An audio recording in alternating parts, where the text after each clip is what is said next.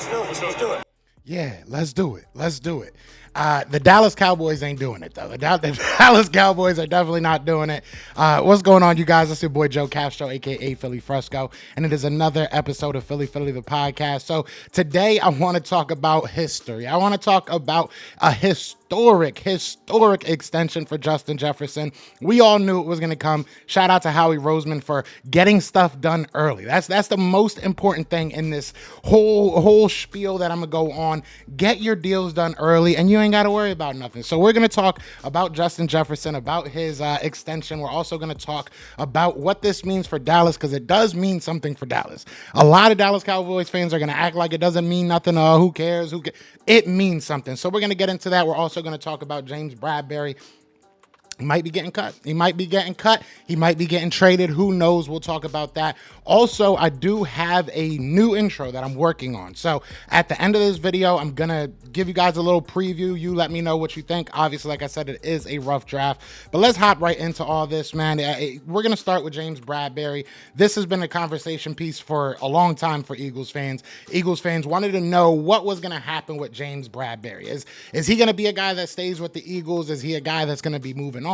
We know that the money situation is going to be tough to, really move on from him. But this is from Elliot Shore Parks, who came out of hiding not too long ago. And shout out to everybody that be in his comments reminding him about the whole Deshaun Jackson fiasco. I think that's the only way to really put it. But he said on Twitter, big week for James Bradberry. Now that it's post June 1st, cutting/trading Bradberry prior to the June 1st would have cost the Eagles around $10 million in salary cap space. But now they can cut or trade him with almost no impact on the 2024 salary cap. They do lose around $3 million in cap space for 2025, though. So something to keep in mind. Do the Eagles really see the value in getting rid of him? I will say this. Even though he had a bad year last year, there's no getting around it. There's no, beating around the bush when it comes to that. James Bradberry did not have a good year last year, but depth is very important. Now, I know you look at this team and you got Cooper DeJean, you got Quinyon Mitchell, you got Darius Slay, you got Eli Ricks. Yeah, I mean, we can keep on going, right? Isaiah Rodgers. You have a lot of good players in that secondary. So maybe you feel comfortable enough to move on from him, right? Avonte Maddox coming back for another year. Maybe you feel comfortable enough to move on from him. I know that there's been whispers and conversations about maybe the Colts taking a chance on him. That would be very interesting. I wouldn't be surprised to see maybe a Jonathan Gannon take a chance on him in the Cardinals just because of that connection. I mean, he did have one of his best years under Jonathan Gannon. So I think it was his best year. So maybe he feels comfortable to go to Arizona, maybe get, the most out of him there. I don't think anything's going to really happen. I could be wrong here. I haven't really talked to many people about it, on the inside as far as like what they're seeing or what they're hearing. But I just don't really see it happening just because, what are you going to really get for him? That's really what my thought process is. Like, if somebody gives me a fifth, I'll jump on it. But I don't even think people will give you that. You're probably going to have to swap picks, or you're going to have to, do something along those lines. Maybe give up James Bradberry and a sixth to get a fifth back or something like that.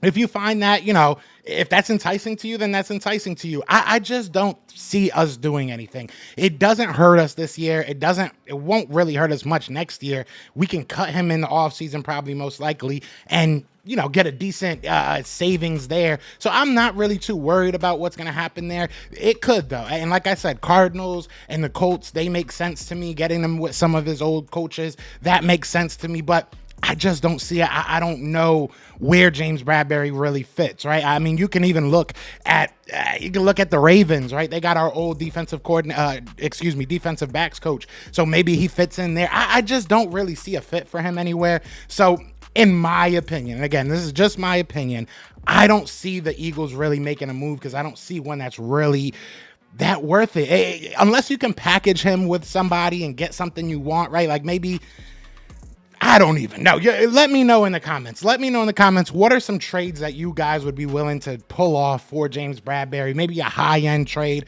and your worst-case scenario trade that you would give up for James Bradberry. Because I would like to know what you guys think we could get for him, what you think would be fair for a James Bradberry who admittedly did not have a good season last year. Now, This is something I want to talk about because screw the Cowboys. All right. This is what I want to talk about because screw the Cowboys.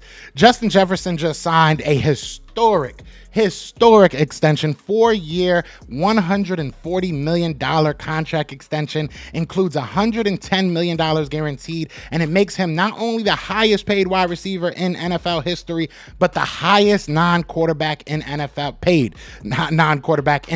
history. Sources tell ESPN. To Adam Schefter reported that Jefferson's deal includes 88.743, don't forget a number, million due at signing, the highest non-quarterback guarantee at signing in NFL history, and it obviously resets the market. So why does this screw the Cowboys? The Cowboys now sit and they have to pay CeeDee Lamb. They have to pay Dak Prescott. They have to figure out Micah Parsons.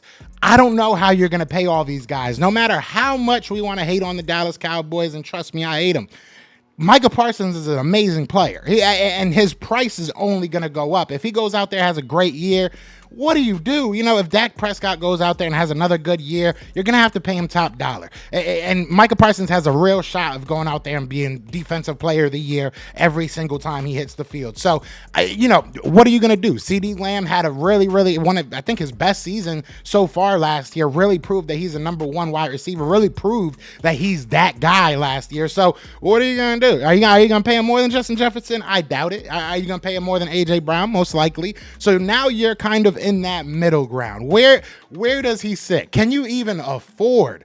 Because he's getting what, 35 mil per year? Justin Jefferson, I believe, is the per year money. What are you going to give him? You're going to give him 30? Can you afford 30 to CeeDee Lamb when you still have to pay Micah Parsons probably around 20? When you have to pay Dak Prescott probably around 40, 50? You're paying him already, I think, around 40, 50. So can you really even afford any of this? This is going to be very, very interesting. I really think the Dallas Cowboys screwed themselves by waiting. And this is something that me and my guy James will be talking this weekend. Again, I got sick yesterday, so I apologize about that. But this is something me and James are going to be talking about because I asked him before, does he think that it's smart for the Dallas Cowboys to be waiting on the market to shape itself? He didn't think so. I didn't think so. This is what happens. This is definitely what happens when you wait and you let other teams, other players set the price for your players. Shout out to Howie Roseman, man. I think that if you combine the guaranteed money from the extension for A.J. Brown and Devontae Smith. Now, don't quote me. I would have to actually look up the numbers. I think it's around 135. I think it's about 135 as far as extension guarantees that we gave. And Justin Jefferson by himself is getting 140. So, I mean, Howie Roseman, I don't think I have to tell you guys, he's a genius. He's an amazing GM. We're so lucky to have him. But at the end of the day, like I said, I truly, truly do believe that the Dallas Cowboys put themselves in a terrible, terrible situation. I don't know what you're going to do, but I'm happy. Jerry Jones never changed. Jerry never changed. All right. So I just wanted to kind of get this news out there because I'm excited about all this stuff happening. Obviously, it's always a good thing to see the Dallas Cowboys screw themselves, put themselves in a bad spot. But you guys let me know. What do you think? How much would you pay a CeeDee Lamb? How grateful are you for a Howie Roseman? Because I am very, very grateful to have a Howie Roseman as our GM. We are so lucky. So lucky. But let me know what you guys think in the comments. I'd love to hear y'all thoughts on everything. If you guys have anything you want me to talk about during these videos, please let me know in the comments. But other than that, y'all know what it is. I am going to play the new intro. So if you guys like it, let me know. If you don't, let me know. I've already put it out for members. I got some information from the members. Some people like it, some people don't. I'm going to keep working on it. So let me know your feedback. I'd love to know. But other than that, y'all know what it is, man. Y'all know what it's going to be. It is Fly Eagles Fly, and we are out here. Peace! Fly Eagles Fly, and we back, baby. I know a lot of you haters have been sad lately. In the back hating since we sacked Brady. Acting like our old running back, mad shady. You looking like a pack now. Ships on our wall, no Jalen Hurts background. Facts now, team fire with a vein of ice. One Super Bowl, cool, but let's do it twice. Ain't go to school, but I got the creds. Joe Castro, Philly, let's get it in. Go to school, just got the creds. Joe Castro, let's get it in.